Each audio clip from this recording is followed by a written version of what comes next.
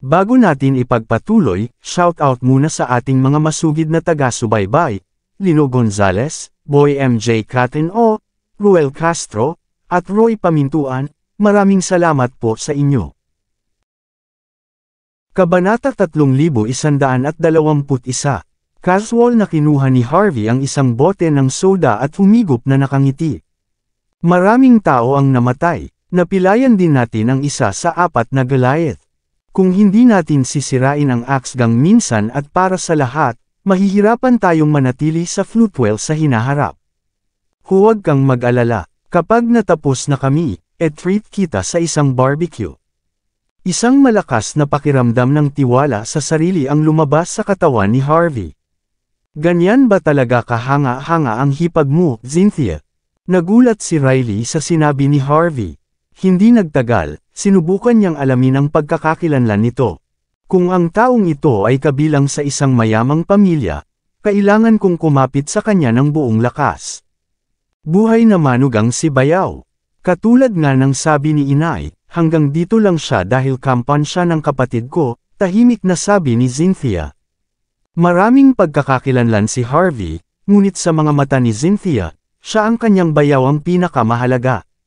Natigilan si Riley dahil doon. Talaga bang siya ay isang buhay na manugang na lalaki? Oo, yung tipong walang ginawa kundi magtipid.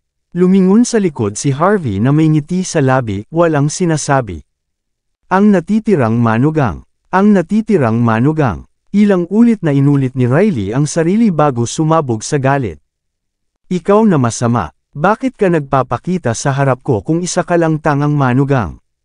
Pinatay mo ang mga tao, nabaldado mo pa si Boss Dart, at ngayon, pupunta ka sa teritoryo ng axe gang na naghahanap ng gulo.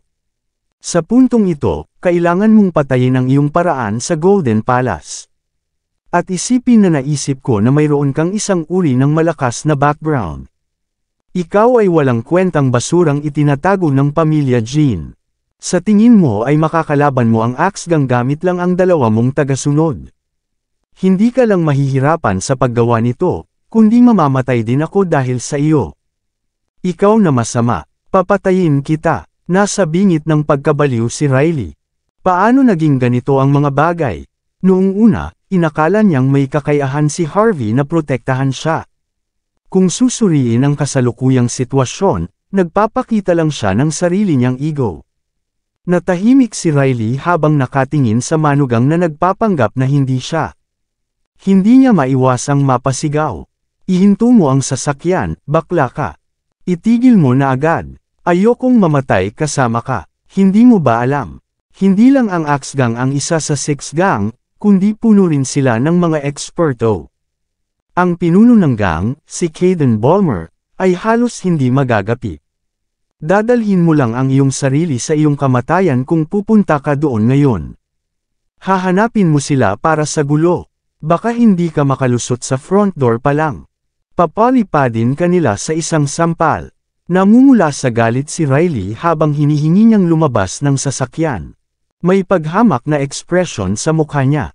Sigurado siyang walang paraan si Harvey na makapasok sa harap ng pintuan. Sa oras na ito, dumating na ang kotse sa harap ng pangunahing kampo ng axe gang. Ang gang ay nasa underworld ng Floatwell sa loob ng maraming taon, at isa rin sila sa 6 of gang. Obviously, hindi lang for show ang presensya nila. Daan-daang tao ang nagmamadaling lumabas ng kampo matapos maramdaman ang puot mula sa dalawang sasakyan. Nakasuot sila ng itim na suit at may hawak na mga palakol, puno ng pagmamataas ang kanilang mga mukha. Pagsabog, boom! May biglang naghagis ng Molotov cocktail sa lupa, na nagpahinto sa dalawang sasakyan sa kanilang mga linya. Umalis na kayo rito, bakla! Isang gangster na may makinis na buhok sa likod ang humakbang pasulong na may malamig na tingin. Wala akong pakialam kung sino ka. Wala akong pakialam kung ano ang background mo. Kung sasaktan mo si Boss Dart, kakalabanin mo kami. Puputulan ka namin. Bitawan mo siya ngayon din. Sa pangunguna ng gangster, humakbang pasulong ang kanyang mga kasama na may nakakaawang mga tingin. Ang axe gang ay mga taong nakikinabang sa iba sa loob ng maraming taon, at hindi ang kabaligtaran. Kasalukuyang nakatali si Boss Dart sa hood ng sasakyan matapos tuluyang maparalisa. Malamig na tumawa si Boss Dart na nasa bingit na ng kamatayan matapos makitang ipinagtatanggol siya ng kanyang mga kapatid. Malaki ang tiwala niya sa kanyang pagkakataong mabuhay. Mamamatay ka, bakla. How dare you na pinilay mo ako? Gusto mong sirain ang Axe Gang? Ha? Nakakainis na biro. Tingnan mo lang kami. Paano ka makakapasok? Iuuntog mo ba ang ulo mo sa amin? Mamamatay ka. Wala na itong balikan. Nakita ko ang maraming tao na may death wish, ngunit ito ang unang pagkakataon na nakakita ako ng isang taong gustong mamatay ng labis.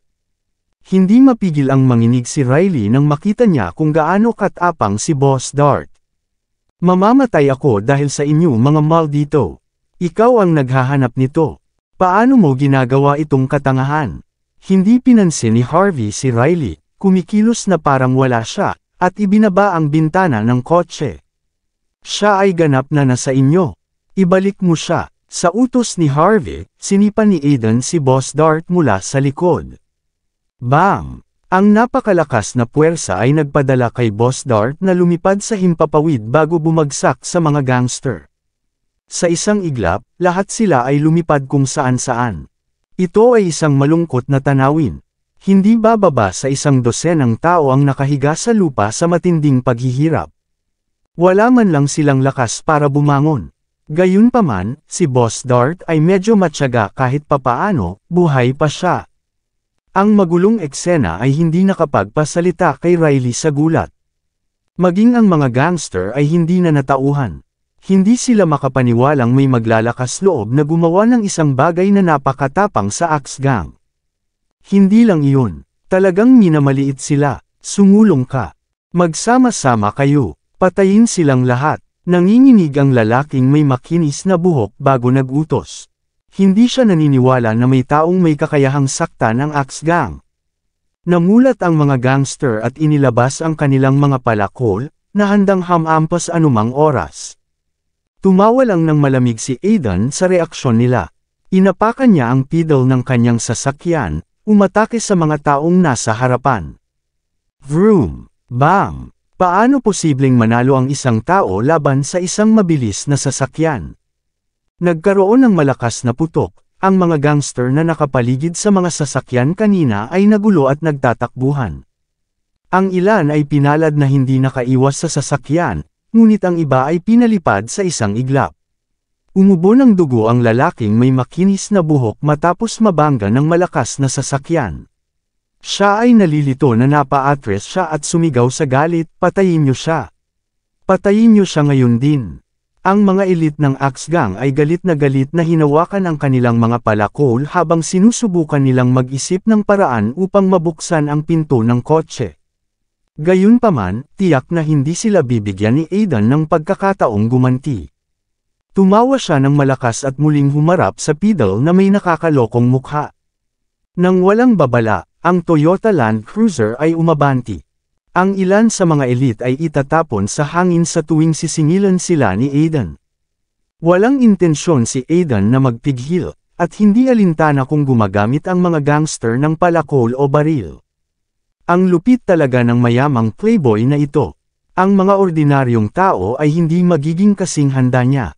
Ang masasamang tao ay palaging magdurusa ng higit pang kasamaan. Ang pangyayaring ito ay ang sagisag ng kahulugang iyon. Sa isang kisap mata, halos 100 tao mula sa kampo ang bumagsak sa lupa na sumisigaw, na wala ng lakas para lumaban. Tanging mga lalaking may makinis na buhok sa likod ang naiwang nakatayo.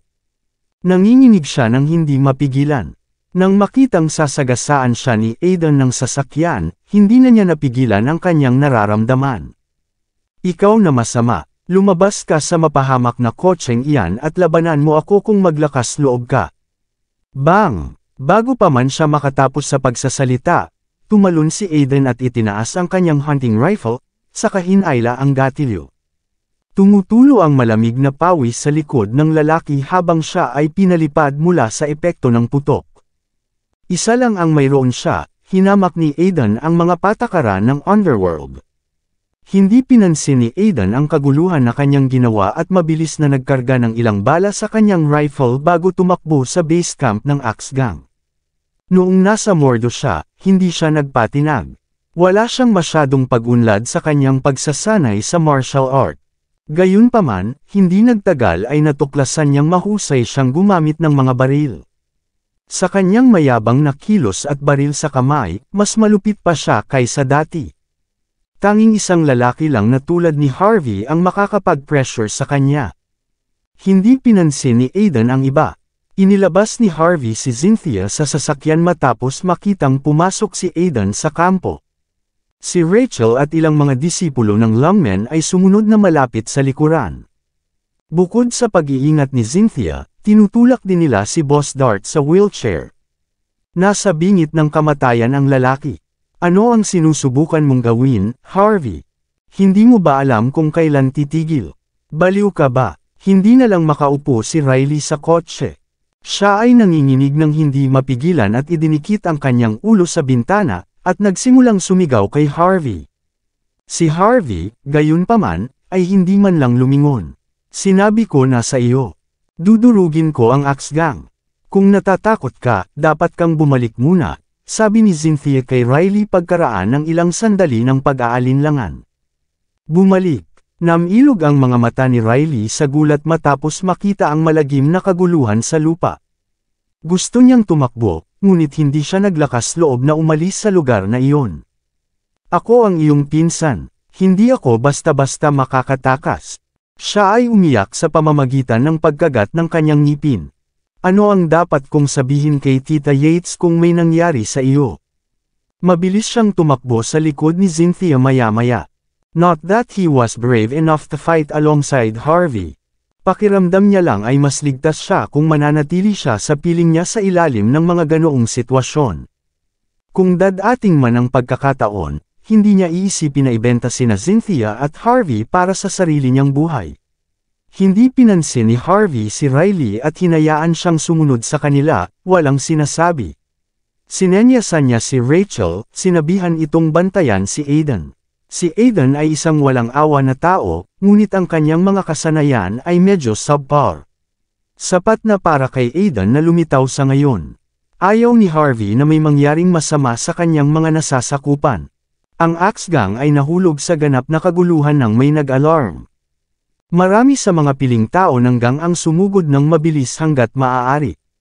Walang pakialam si Aiden tungkol doon. Pasimple niyang kinaladkad ang kanyang hunting rifle at nagpatuloy sa paglalakad. Walang ordinaryong tao ang nakapag-ipon ng kaparehong katatagan na taglay niya. Walang intensyon si Harvey na pigilan si Aiden sa pag-okupa sa gitna ng base. Naramdaman naman ni Riley na natuyo ang kanyang lalamunan sa lahat ng kaguluhan. Masyadong nakakatawa ang tanawin sa harap niya. Kahit na ang pinakadakilang mga pelikula sa Hollywood ay hindi ganoon kalakas. Ang lahat ng ito ay ganap na hindi makatotohanan. Hindi napigilan ni Riley na kuskusin ang kanyang nakapilming mukha, nanginginig sa takot. Mayroong kahit 100 tao dito, Harvey. Magaling ang mga kampan mo, ngunit ang Axe Gang ay may lakas sa bilang. Ito ay hindi makatutuhanang harapin ang lahat ng mga taong ito sa isang armas lamang. Alam ng lahat sa Floatwell na mayroong kahit 100 gwardya na nakatalaga sa bawat patio ng Axe Gang. Ang bawat isa sa kanila ay mas malakas kaysa sa nauna. Makinig ka sa akin. Itigil mo na ito ngayon din. Humanap ng pagkakataon at humingi ng tawad kay Caden pagkatapos. Mamamatay tayong lahat kapag hindi mo ginawa iyon. Magaling ang mga nasasakupan mo, ngunit ano ang magagawa ng mapahamak na sandata na iyon sa oras na ito? Patuloy na sinundan ni Riley si Harvey at ang iba pa habang pilit na pinipigilan ang mga ito sa pag-atake sa base. Di nagtagal, dinagsa sila ng daan-daang elite mula sa lahat ng direksyon. Habang abala pa si Riley sa pagsasalita ay sinipa na ni Aiden ang pinto sa harapan niya. Noon lang, halos 100 elite mula sa Axe Gang ang dumagsa sa kanya mula sa lahat ng panig. Isang hakbang pasulong si Rachel, handang tulungan siya. Tumawa si Aiden bago itinaas ang kanyang hunting rifle. Habang ang mga elite ay likas na umatras, Mabilis siyang humakbang pasulong at ikinumpas ang kanyang palad. Sampal, sampal, sampal. Sunod-sunod na sampal ang maririnig, at ilang elite ang pinalipad. Natahimik si Harvey sa nakita. Hindi siya makapaniwala na natutunan ni Aiden ang asensya ng kanyang diskarte sa pagsampal. Bago pa makapag-isip si Harvey, mas maraming tao ang sumugod kay Aiden na handang putulin siya. Walang awang ibinaba ni Aiden ang palad niya paharap. Katulad ng dati, pinalipad ang mga elite. Kasabay ng pag-awit ni Aiden ng kanyang hunting rifle at hinayla ang gatilyo, bakas sa mukha nito ang malungkot na saya. Bang, bang, bang. Tumalbog ang mga bala kung saan-saan. Si Aiden talaga ay hindi mapigilan. Siya ay brutal. Bago pa mawala ang masamang tingin ni Riley, binaril ni Aiden ang isang buong hanay ng mga tao. Ito ay isang kumpletong kaguluhan. Ngunit ito ay inaasahan. Ang mga bakal na blades ay hindi tugma sa mga baril. Ang mga tinaguriang elite na ito ay tiyak na nas-anay na sa pagsasamantala sa iba, at hindi pa sila nakatagpo ng taong kasing baliw ni Aiden. Pagkatapos ng lahat, siya ay isang kilalang tao kahit sa Mordo. Bago pa siya kinuha ni Harvey sa ilalim ng kanyang pakpak, kahit si Rachel ay muntik na niyang mapatay. Kung ang isang tulad niya ay gumamit ng lahat ng kanyang lakas, hindi siya mapipigilan ng isang grupo ng mga tao. Iyon. Namilog ang mga mata ni Riley sa gulat, hindi talaga siya makapaniwala. Matapos makitang madaling nililinis ni Aiden ang bakuran sa ikalawang palapag, nagngangalit siya. Narinig ko na ang ikatlong palapag ay kung nasaan ang lahat ng malalakas na lalaki. Propesyonal na sinanay ang mga taong iyon. Lahat sila ay may mga kakayahan. Kung e-provoke natin sila. Kabanata 3125. Bago pa man matapos ni Riley ang kanyang pangungusap, nanlamig ang kanyang buong katawan at bumungad sa kanyang mukha ang nakakatakot na ekspresyon. Hindi binigyan ni Aiden ng pagkakataon ng sinuman na mag-react at sinipa ang pinto bago itinaas ang kanyang hunting rifle, na natigilan ang mga nasa silid ng walang bantay. Bang! Isang malakas na boom ang maririnig, at ang lalaki sa pinakaharap ay pinalipad bago bumangga sa mga nasa likuran niya. Humakbang pasulong si Aiden at hinayla ang gatilyo sa mga nalilitong gangster na nakahandusay sa lupa. Ni isa sa kanila ay walang pagkakataon na makalapit kay Aiden. Sa isang saglit lang, nagkaroon na lamang sila ng lakas na humagulgol sa paghihirap habang gamulong-gulong sa lupa. Ikaw na masama. Galit na galit ang lalaking nasa harapan sa nakita. Bubunutin na sana niya ang kanyang sandata, ngunit muling tumawa si Aiden at humakbang patungo sa lalaki, at direktang inilagay ang dulo ng baril sa ulo ng lalaki. Bang! Bago pa makapag-react ang lalaki, hinampos na ni Aiden ang kanyang rifle sa ulo ng lalaki. Nakita ng lalaki ang kadiliman sa harap ng kanyang mga mata bago nawalan ng malay. Ang natitirang bahagi ng axe gang, na ginamit sa kanilang marangyang pamumuhay at patuloy na pagmamataas, ay walang pagkakataon laban kay Aiden. Natigilan ulit si Riley. May gusto siyang sabihin, ngunit hindi siya naglakas loob na magsalita. Hindi siya makapaniwala na may isang lalaki na kayang sakupin ang napakaraming tao mula sa axe gang gamit lamang ang isang baril. Sa puntong ito, siya ay karaniwang walang talo. Nakakabilib talaga si Harvey. Gustong insultuhan ni Riley si Aiden dahil may dalang baril. Gayunpaman, hindi siya makapagsalita ng kahit isang tunog matapos makita ang isang walang awa na tanawin sa sarili ni Aiden. Sa pangunguna ni Aiden, nagsimulang magtambak ang mga nakahandusay sa bawat bakuran na kanilang madadaanan. Walang awa si Aiden sa sinumang umaatake sa kanya, maging ito man ay gagamit ng palakol, litid, at maging ng mga baril. Ang ginawa lang niya ay paralisahin ang mga tao sa pamamagitan ng kanyang mga sampal at ginawa ang huling suntok gamit ang kanyang rifle. Ang mga nagkukubli na eksperto naman ay si Rachel ang humawak. Nalinis na ni Aiden ang daan patungo sa dulo. Natural, minsan lang siya naging dominante sa buhay niya. Makalipas ang 10 minuto, sinipa ni Aiden ang tansong pinto. Nagningning ang kanyang mga mata. Isa itong patio sa estilong Gangnam na pinalamutian ng husto. Ang lugar na ito ay mainit at komportable, lalo na dahil ito ay nasa kabundukan. Ang mga halaman ay inilalagay sa lahat ng dako, na nagbibigay sa lugar ng isang artistikong kapaligiran. Nang pumasok si Harvey at ang iba pa, agad na napuno ng killing intent ang eleganteng mukhang courtyard. Daan-daang mga elite ang lumabas mula sa bawat direksyon. Lahat sila ay may dalang sandata, at ang kanilang mga mukha ay napakalamig. Isang medyo may edad na lalaki na nakasuot ng itim na suit ang nakatayo sa harapan.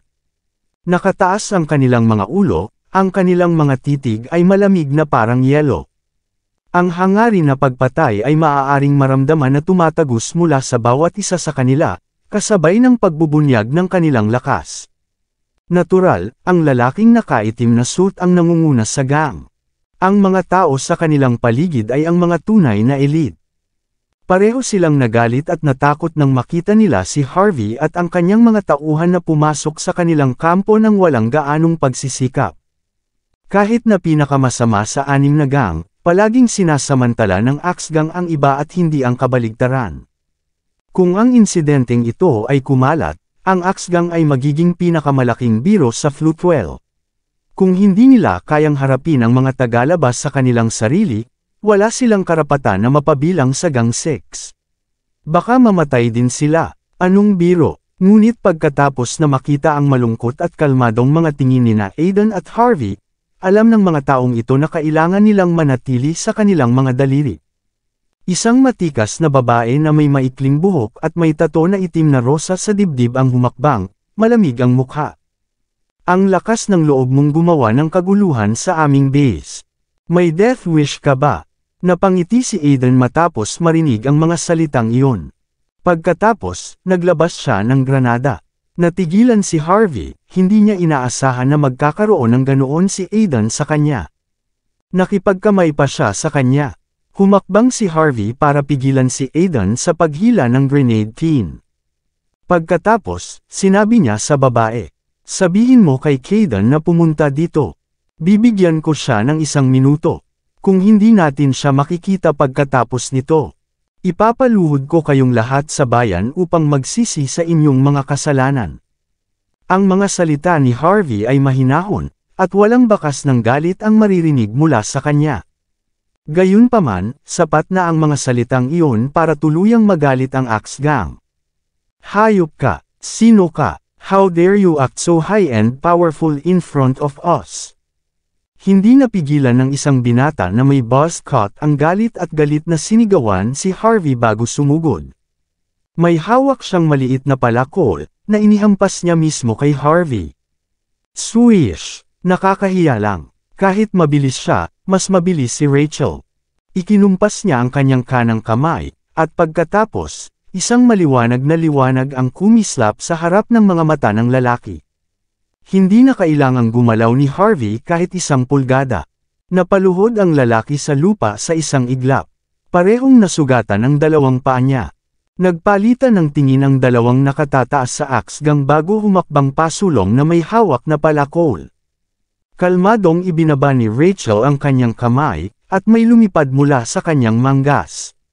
Swish! Nanginginig ang mga nakatataas bago bumagsak sa lupa, na naparalisa, matapos tamaan ng maliwanag na liwanag. Walang ordinaryong tao ang maaaring itago ang kanilang mga landas kapag nahaharap sa gayong pag-atake. Nanatiling walang ekspresyon si Rachel, na parabang natalo niya ang ilang gangster mula sa 2 malalakas na manlalaban. Masunurin siyang tumabi kay Harvey, malamig ang mukha na parang yelo, na parang walang nangyari. Ang mga sulok ng mga dignitaryo ay nanginag, ang kanilang mga mata ay kumikibot sa gulat. Walang ordinaryong tao ang makakagawa nito. Ang mga tao lang mula sa Longmen o pamilya Bauer ang makakagawa ng ganoong bagay. Ngunit sila ay mga tagalabas. Walang paraan na taga-Longmen sila. At saka, sinusubukan nilang pabagsakin ang Axe Gang kahit hindi sila taga rito. Anong biro? Sa tingin nila wala tayong pakialam sa respeto. Mga bata, ang mga Axe Gang ay nagngangalit ang kanilang mga ngipin, naghahanda sa pag-atake.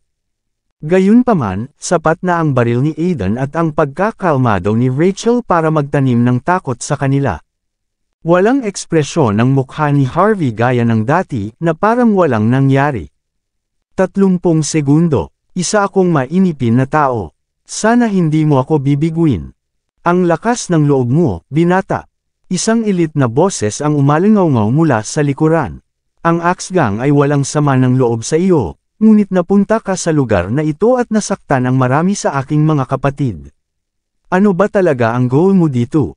Sa tingin mo hindi ka matatalo? O sa tingin mo ba ay grupo lang kami nang wala? Isang matangkad na lalaki na may maayos na buhok ang lumabas kasama ang isang dosenang eksperto sa gang na nakasunod sa kanya. Isang marangal na aura ang maramdamang lumabas sa katawan ng lalaki. Ang kanyang mukha ay may hindi masabing prestihiyo. Ang mga nakatataas sa gang ay yumuko kaagad nang makita nila ang lalaki. Boss Ballmer. Kinikit ni Harvey ang kanyang mga mata, nakilala niya agad ang lalaki. Ang lalaking ito ang pinuno ng Axe Gang at isa sa 6 na pinuno ng Floatwell Gang si Caden Ballmer. Walang sama ng loob sa akin, sabi mo. Tahimik na naglakad si Harvey, na nakatutok kay Caden ang singkit niyang mga mata. Kahanga-hanga kayo. Inagaw mo ang aking hipag sa sikat ng araw, at pinilit siyang pumirma sa mga papeles para itapon ang aking asawa at biyenan sa ilalim ng bus. At ngayon, sinabi mo na walang sama ng loob sa atin. Gumagana pa ba ang utak mo? Sinipa ni Harvey si Boss Dart papunta kay Caden. Nang makita siya ni Caden, muntik niyang matapakan si Boss Dart. Si Dart ay namuhay ng marangyang buhay sa base camp sa mahabang panahon. Tapos anong nangyari? Dahil sa kanya, ang buong gang ay nasa bingit ng pagbagsak. Gusto talaga siyang patayin ni Caden. Kailangan lang ipaglaban ng tanga ang isang kasing lakas ni Harvey. Si Boss Dart ay mukhang walang magawa, babae lang ang gusto niyang agawin pero hindi niya inaasahan na makatapat siya sa ganoong nakakatakot na tao. Pagkaraan ng ilang sandali ay nag-alinlangan, nabamulong siya sa ilalim ng kanyang hininga. Si Dylan ang humiling sa akin na gawin ito, sir. Sampal.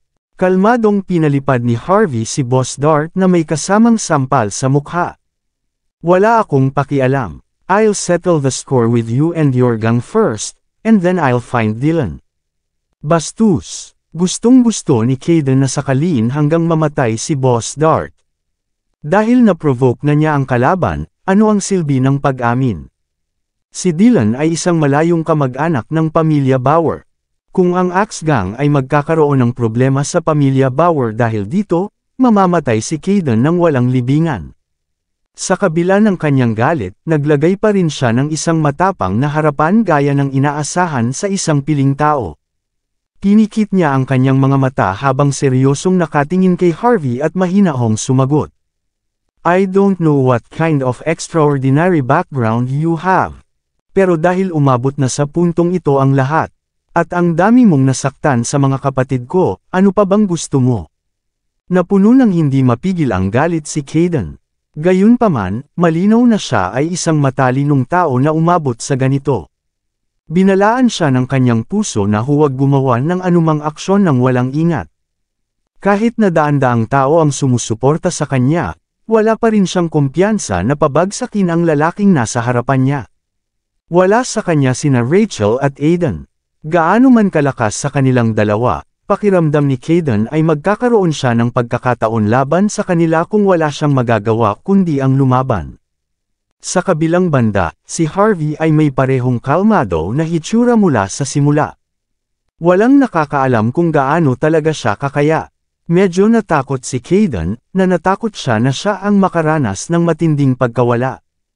Plano niyang lunukan ng puot at maghintay ng reinforcements bago labanan si Harvey. Pagkatapos ng lahat, ang mga tunay na lalaki ay hindi nagkukulang sa lason. Nagtagumpay si Caden na mabuhay sa Floatwell sa mahabang panahon higit sa lahat dahil sa kanyang patuloy na pagbabantay. Samantala, hindi mapakali si Harvey na hulaan ang iniisip ni Caden. Narinig ko na ang pinuno ng Axe Gang ay isang kilalang tao sa Floatwell. Maraming salamat sa lahat ng sumusubaybay. Please subscribe and follow my YouTube and Facebook channel, Filipino Novel. Maraming salamat po. Kaya nga binibigyan kita ng pagkakataon. Maaari mong ilabas lahat. Gamitin ang anumang armas na gusto mo. Hanggat kaya mong harangan ang sampal ko. Hayaan kitang hawakan ang mga bagay ayon sa gusto mo. Pero kung hindi mo kaya, kung gayon ikaw ay magiging aking lingkod mula ngayon. Naintindihan mo ba? Natigilan si Kaidan. Kaagad pagkatapos noon, nagbago ang kanyang ekspresyon, galit na galit siya. Ikaw na masama. Ako ang pinuno ng Axe Gang. How dare you try to humiliate me?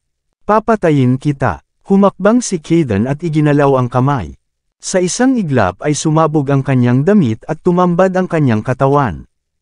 Ang brown na balat sa kanyang katawan, at kitang-kita rin ang kanyang mga kalamnan. Sa unang tingin, mukhang nagsanay si Kaidan sa mga tradisyonal na estilo ng martial arts gaya ng gold shield o iron skin. Ginamit ni Kaidan ang lahat ng kanyang lakas upang sumigaw sa tuktok ng kanyang mga baga. You little bastard, sasabihin ko sa iyo, kung ano ang ibig sabihin ng hamunin ang isang tao na malayo sa iyong liga. Papatayin kita. Agad niyang binato ng suntok si Harvey. Magandang kalungkutan. Isang malakas na kaluskos ang maririnig sa hangin sa sandaling iyon. Ang mga tainga ng lahat ay hindi makayanan ng kakilakilabot na tunog. Ayan na siya, ang killer move ni Head Ballmer, ang Crimson Stream. Kahit kalabaw daw ay kayang mapatay kapag tamaan. Ang mga eksperto na magtangkang humamon sa kanya ay mapipilayan sa parehong suntok. Dapat mamatay ang baboy na ito. Excited ang kanyang mga tauhan. Naririnig lamang nila ang mga alamat tungkol sa mga karanasan ng kanilang mga pinuno. Tiyak na nakakatakot si Kaidan gaya ng sinasabi ng mga alamat. Swish! Noon lang nang halos tumama na ang kamao ni Kaidan sa mukha ni Harvey. Si Harvey, gayunpaman, ay kalmadong humakbang pasulong bago inindayog ang likod ng kanyang palad. Sampal. Simpleng sampal lang iyon. Ngunit patuloy na nagbago ang ekspresyon ni Kaidan nang matanggap niya ang epekto ng sampal ni Harvey. Nagbago ang buong mundo bago siya. Ang sampal ay pinahaba ng walang limitasyon. Bago pa makapag-react si Kaidan, isang matinding sakit ang bumalot sa kanyang mukha at siya ay nahimatay. Tumilapon ang kanyang katawan, at bumagsak siya sa pader sa likuran niya. Wala man lang siyang lakas para tumayo. Laking gulat ng babaeng may tato na rosa sa dibdib at ang iba pa. Hindi sila makapaniwala sa kanilang nakita. Walang nag-iisip na hindi makakayanan ni Kaidan ang isang sampal kay Harvey. Invincible talaga siya. Anong sinabi mo? Casual na naglabas ng tissue si Harvey para panasan ang kanyang mga kamay. Hindi kita marinig ng malinaw. Sabihin mo ulit. Sapat na ang mahinahong mga salita ni Harvey upang muling pagpawisan si Kaidan. Namilog ang mga mata niya sa gulat. Pagkaraan ng mahabang sandali, si Kaidan ay sumuray-suray sa lupa at mabilis na lumuhad sa harap ni Harvey. Hindi masyadong maganda ang poster ko, guro. Mas maganda na ngayon. Please, sampulin mo ako sa lahat ng gusto mo. Pagkatapos ay pinandilatan niya ang mga nasasakupan sa paligid niya at sumigaw. Anong ginagawa niyo? Sumpain kayo. Hindi niyo ba nakikitang binabati ko ang aking amo dito? Lumuhad kayo. Bawat isa sa inyo. May death wish ba kayo? Laking gulat ng kanyang mga nasasakupan, ngunit lumuhad na rin sila sa lupa, bagaman may malungkot na mukha. Lahat sila ay nanginginig ng hindi mapigilan. Si Kaidan mismo ay dalubhasa. Saglit na sinampal siya sa mukha, naintindihan niya. Hindi man lang siya makalaban kay Harvey. Siguradong mamamatay siya kapag itutuloy niya ang laban. Ang mga matalinong tao ay palaging susuko sa sitwasyon. Sa sandaling lumuhad ang lahat, pilit nang ngumiti si Kaidan at sinabing, Guro, maaari mong parusahan ang aking mga nasasakupan ayon sa gusto mo para sa kanilang kamangmangan. Nang makita ang kanyang pagsunod, ang karamihan ay lubos na nataranta.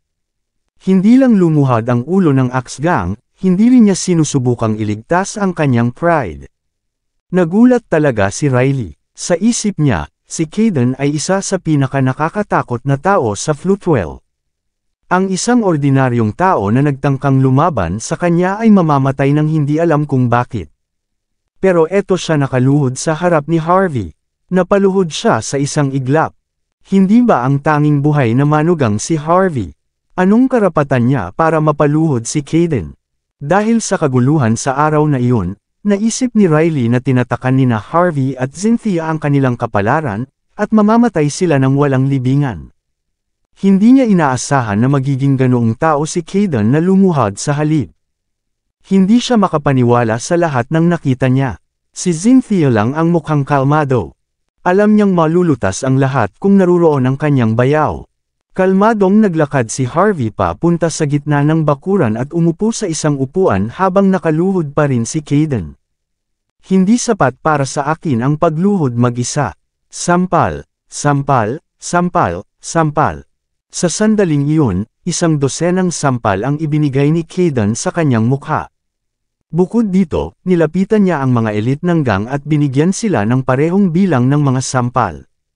Mula ngayon, ikaw na ang magiging bagong hari ng Axe Gang. Sigaw niya pagkatapos lumuhod sa lupa na hindi mapigilan ang panginginig ng katawan niya. Matatawag mo ang lahat ng mga shot. Saglit na tinitigan ng singkit na mga mata ni Harvey si Kayden. Pagkatapos, dahan-dahan siyang naglakad pasulong at mariing sinipa si Kayden sa lupa. Dahil gusto mong maging lingkod ko, dapat mong tiyakin na handa ka para dito, mahinahon niyang sabi. Isang beses ko lang ito sasabihin sa'yo. Pwede mong subukang pagtaksilan ako. Ngunit kailangan mong magbayad ng isang presyo para sa paggawa nito. Isang hakbang pasulong si Harvey. Nabuo ang mga bitek sa buong lupa, na parang sapot ng gagamba. Isang pahiwatig ng pagpatay na layunin ang lumabas mula sa kanyang katawan, sapat na para tuluyang takutin ang mga eksperto ng Axe Gang ng walang awa. Hindi man lang nila nakuha ang kanilang lakas para tumayo. Masyadong malakas. Matapos magkaroon ng unang karanasan sa kapangyarihan ni Harvey, lahat sila ay sumuko sa kanilang mga pag-iisip ng paghihiganti. Ang paghihiganti ay ginagawa sa pagitan ng mga taong may parehong antas. Paano sila makakalaban ni Harvey kung malinaw na marami siyang mga liga sa kanilang lahat? Pagkatapos ng lahat, ang mga gangster na ito ay walang buto sa simula. Matagal nang nawala ang mataas at makapangyarihang ugali ni Kayden nang tumayo siya pabalik. Napuno lang siya ng hindi mapigil ang takot. Sa isang lugar tulad ng Floatwell, ang kapangyarihan ay nangangahulugan ng lahat. Dahil di hamak na mas malakas si Harvey sa kanya, wala siyang ibang choice kundi ang lumuhod. Kahit na inalagaan ni Harvey ang Axe Gang, hindi rin siya masyadong masaya. Ang Axe Gang ay isa sa 6 na gang sa Floatwell, ngunit sila ang pinakamasama sa 6 sa mga tuntunin ng husay at lakas. Kung ikukumpara sa Golden Palace, Longmen, at Bauer family, sila ay lubos na mababa. Sabi nga, hindi naman masama ang base camp ng Axe Gang. Nagpasya si Harvey na manatili dito pagkatapos na may maglinis sa buong lugar. As expected sa bayaw ko, hindi mo lang hinarap ang problema ko. Natalo mo pa ang buong pangkat sa loob ng wala pang isang oras. Habang naglilinis ng lugar si Kayden at ang kanyang mga subordinate ay ginawa na ni Cynthia ang black tea na ikinatuwa ni Kayden para kay Harvey. Kabanata 3130. Matapos ang napakaraming karanasan nitong mga nakaraang araw, naunawaan ni Cynthia na napakadali ng problema para kay Harvey. Ngumiti siya, may mga batas sina Mordo at Buckwood. Ngunit, masyadong espesyal ang lugar na ito. May batas dito, pero dahil sa history ng lugar, iniisip ng lahat na power means everything. Since that's the case, we'll show our strength. Kung hindi, hindi na tayo makakahanap ng matitirhan, lalo na't iligtas ang iyong kapatid na babae at ina. Tama, sabihin mo sa akin kung anong nangyari. Hindi ka ba pumunta para bisitahin ang mga minahan ng ginto ng Floatwell? Paanong naloko ang nanay at kapatid mo at napunta sa kulungan? Sa tanong ni Harvey, umupo si Cynthia at nagbuhos ng isang tasa ng tsaa bago niya sinubukang alalahanin ang sitwasyon. Naalala ko na ngayon, dapat may nagplano ng lahat ng ito. Pagkatapos ang 13 young master ng pamilya Bauer ay dumating sa Mordo, patuloy niyang sinusubukang akitin si ate. Binigyan din niya si nanay ng maraming mamahaling gamit. Siya ay lubos na nasasabik sa lahat ng mga regalo. Pagkatapos, inimbitahan niya ang inay at si ate upang bisitahin ang isang minahan ng ginto. Patuloy na tinatanggihan ni Sister ang mga alok, ngunit hindi niya kayang labanan si inay. Ganyan ko sinimulan na natandaan ang lahat. Dahil may kontrata ako sa Film City sa Floatwell, pumunta rin ako. Inimbitahan sina nanay at ate sa minahan ng ginto noong nakaraang araw. Narinig kong medyo nabaliw si inay pagkatapos pumasok sa loob, na sinasabing ang lahat ng sa akin ay kanya. Isang kontratang maraming pinirmahan ang inilabas, na nagsasabing kung pinakasalan ni Sister si Joseph, magiging kanya ang minahan ng ginto. Ngunit nabalitaan ko na maraming tropa sa Floatwell ang sangkot sa mga minahan ng ginto. Kaya naman, pagkatapos niyang kunin ang kontrata, inakusahan siya ng panloloko. Agad silang itinapon sa bilangguan. Sinubukan kong hanapin si Joseph, ngunit hindi ko na siya nakita. Si Dylan, sa kabilang banda, ay paulit-ulit na lumapit sa akin, na nagsasabi na maaari akong bumalik sa Mordo nang hindi nasasaktan kong. Kung pumirma ako ng kontrata na nagsasabing sangkot si inay at kapatid sa pandaraya. Natigilan si Harvey. Pagkatapos, pinag-isipan niya ang sitwasyon. Saan nakuha ng nanay mo ang kontrata? Hindi ko alam. Tumawa ng mapait si Cynthia. Kung alam ko lang iyon, hindi ko na siya hinayaang mabaliw sa minahan ng ginto. Hindi niya alam na ang Floatwell ay isang ganap na kakaibang hayop. Walang pakialam kahit na sinubukan niya ang isang bagay na nakakahiya. Kumunot ang noo ni Harvey. Sigurado akong hindi rin tanga si Lillian. Walang paraan na gagawin niya ang isang bagay na tulad nito. She's a smart woman, more or less. Hindi siya gagawa ng katangahang ganyan. I suspect na totoo ang kontrata. Gayunpaman, ang mga tuntunin ng kontrata ay maaaring hindi ipinatupad. Iyon ang dahilan kung bakit iniisip ng lahat na ito ay peke. Si Joseph din ang naghanda ng kontrata. Nakita ko, papalapit siya sa akin. Isang malalim na ekspresyon ang lumitaw sa mukha ni Harvey. Hindi siya pamilyar sa pamilya Bauer, na isa sa nangungunang 10 pamilya ng country age. Logically speaking, walang kinalaman sina Harvey at Joseph Bauer sa isa't isa. Gayunpaman, dumiretso si Joseph kay Harvey nang walang anumang babala. Kinailangan ni Harvey na pag-isipang mabuti ang sitwasyon.